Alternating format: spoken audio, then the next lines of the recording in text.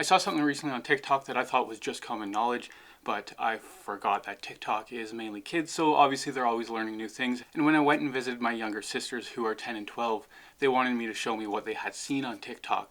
So I thought I would do it today in slow motion just to see what exactly is happening. Now what they did was they took hot chocolate, they put the powder in water, it's wet, you poke it, and it becomes dry.